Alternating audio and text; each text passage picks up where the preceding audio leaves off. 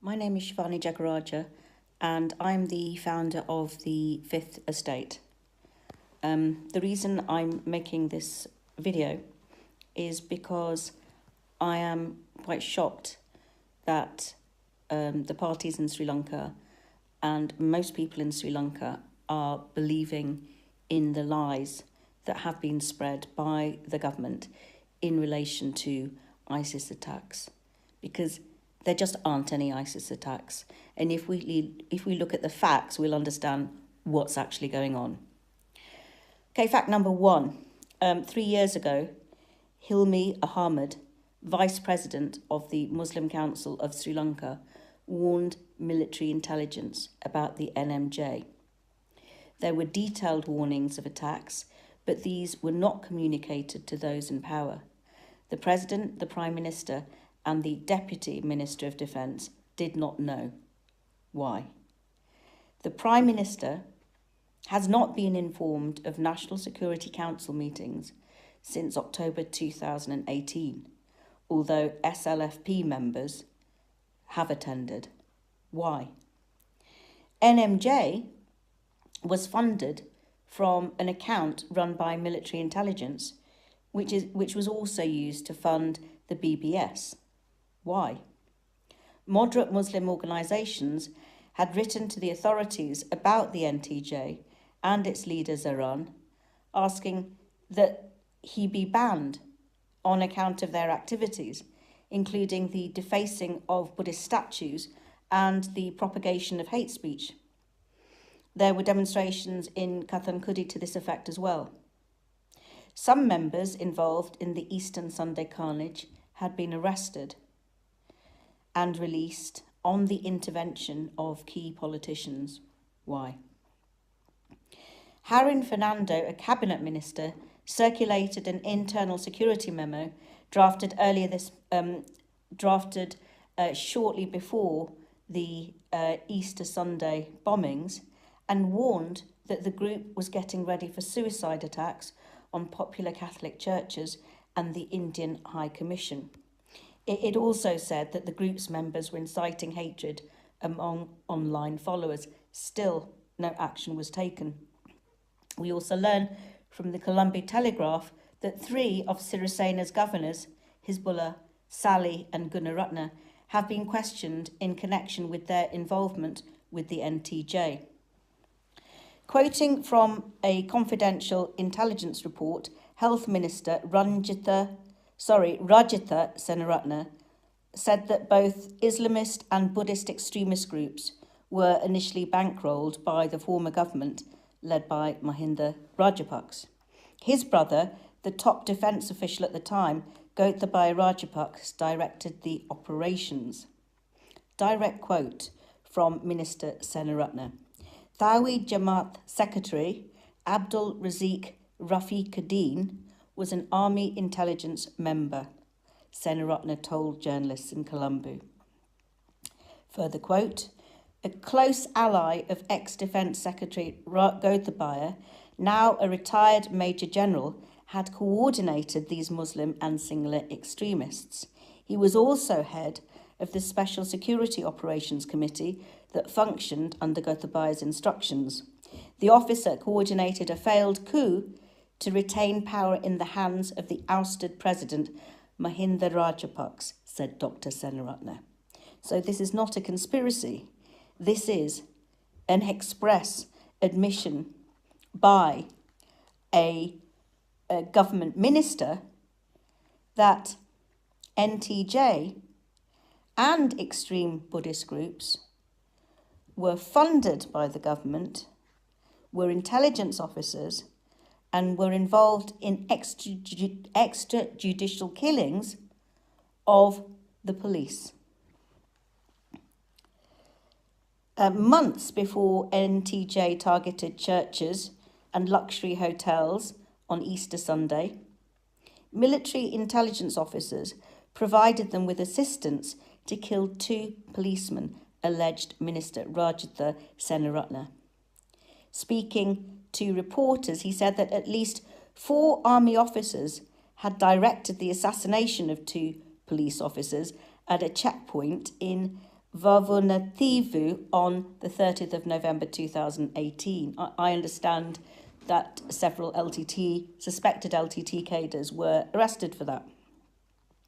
Sri Lanka's cabinet spokesperson said that at least 4 army officers were involved in organising the assassination of police officers in Batticaloa last year, and claimed dozens of NTJ were on the payroll of Sri Lankan intelligence linked to Gotabaya Rajapaksa. Senaratne, Sri Lanka's health minister, went on to claim that at least 26 members of the recently banned NTJ, who were being blamed for the attacks, were being paid by Sri Lankan intelligence and linked to Gotabaya Rajapaksa. And it's interesting to learn as well, and I'm afraid just too much of a coincidence, that Gotabaya now states that he will stand as a presidential candidate to defeat ISIS. On another level, emergency regulation or series of regulations have been passed. And most people think that these emergency regulations are simply to do with the burqa ban. But actually, if you read the regulations in Tamil and Sinhalese in English, what you'll see is that it's far, far more than that. And the effect of these regulations is to clamp down on protests, and in particular on any expression of Tamil cultural identity. I'm just going to read some of the passages.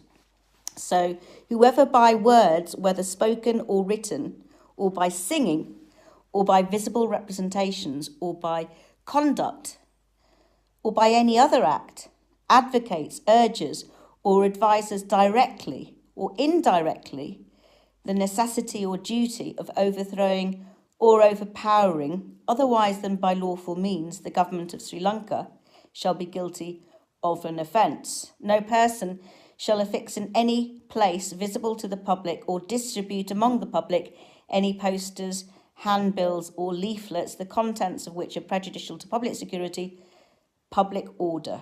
No person shall by word of mouth or by any means whatsoever communicate, disseminate or spread any rumour or false statement which is likely to cause public alarm or public disorder. Any person who prints or publishes any document of the activities of any organisation prescribed shall be guilty of an offence. Any matter likely, directly or indirectly, to create communal tension shall be guilty of an offence. You're not permitted to provide information detrimental or prejudicial to national security. You cannot display slogans. You cannot distribute leaflets. You cannot communicate or spread rumours and false statements. You cannot print or publish certain type of documents. You cannot have possession, custody or control any book, document or paper containing any writing or representation which is likely to be prejudicial to the interests of national security, to the preservation of public order, which is likely to arouse or encourage or promote feelings or hatred or contempt to the government, or which is likely to incite any person to overthrow the government. In other words, these emergency regulations have very, very little to do with the burqa, and they've got everything to do with making it more or less impossible to have any collective opposition, particularly an opposition that relates to Tamils and any expression of Tamil cultural identity. All of that is criminalised. The emergency regulations were not discussed in Parliament. They were brought under the banner of extreme fear of ISIS.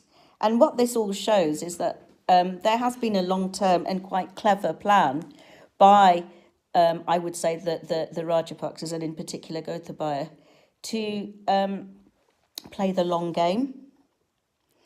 And the culmination of that long game is the ISIS threat, which everyone has fallen for. And the effect of the long game is that today, the security forces carried out major search operations at the University of Jaffna. They were told The university was told that if it didn't allow these searches, it would be closed. Pictures of LTT leaders were taken away. Forces took photos of Mahavir memorials, Mulai Vaikal memorials, Pongu Tamil declaration monuments. Army personnel were heard commenting that the said structures were illegal. Well, yes, they would be illegal under the new emergency regulations. There will be a whole host of things that would be illegal under the emergency regulations, including, for example, criticising the government, including, for example, wishing that you could overthrow the government. The other thing that took place today was the Jaffna Magistrates Court had issued summons on the former Defence Secretary Gotabaya to appear before court as a witness with regard to habeas corpus petition filed over a disappearance. But his advocate said that he could not appear in court today because of security reasons. So there just continue to be all of these amazing coincidences. University of Jaffna is being searched for security reasons on the same day that Gotabaya is supposed to go to the Magistrates Court in relation to a disappearance. And the reason why I'm making this particular video, apart from really trying to urge people to not fall for the lies and the hype, is that on the 18th of May this year, it will be the 10th year commemoration of the Tamil war dead. And that is something very important to the Tamil people in terms of our own identity and our dignity. And all over the world, and including in the north and the northeast, it will be celebrated.